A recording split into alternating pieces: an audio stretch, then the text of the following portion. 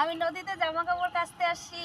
এই যে দেখেন 2 দিনকার বৃষ্টিতে না নদীতে অনেক জল হয়েছে।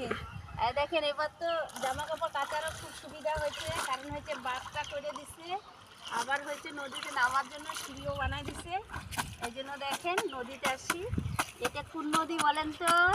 আপনাদের কিন্তু এর আগেও বলছি, কারণ এই জন্যই আমার বাড়িতে দিদি ভাইরা, আমার দাদা ভাইরা কেউ যদি আসতে চায় আমাদের বাড়ি আসতে পারবে।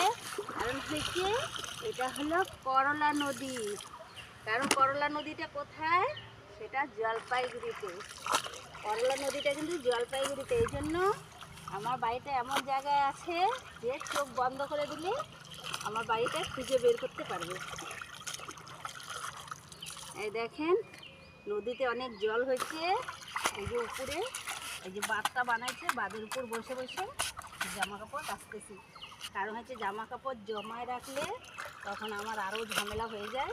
ওই জন্য ভাবলাম অনেকগুলো জমে গেছে, কারণ ছেলেদের জামা কাপড়, আপনার দাদা ভাইয়ের জামা কাপড়, ভাবলাম যে আজকে সকালবেলায় ধুয়ে নেই।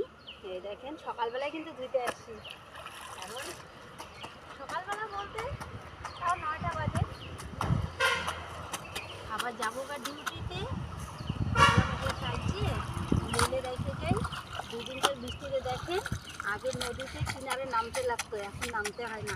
জামা কাপড় কাচা হয়ে গেছে, এই যে মেলতেছি এখন। কারণ হচ্ছে বাড়ি থেকে কাচে নিয়ে এসছি, বাড়ি থেকে কাচে নিয়ে ধুয়ে নিয়ে আসলাম, আর একটু কাচলাম।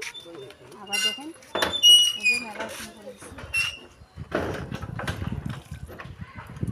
আজকে তো সেমন রোদ্রু নাই, যাই হোক শুকাবে না। 2 দিনে তো শুকাবে, একদিনে শুকাবে না, 2 দিনে শুকাবে। এই যে দেখেন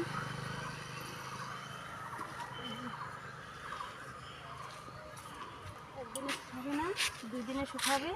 কিন্তু অ্যাডভান্স ধোয়া থাকলো, কারণ হচ্ছে যেদিন ধুবো সেদিন না শুকালে অসুবিধা নেই। এগুলো এক্সট্রাগুলো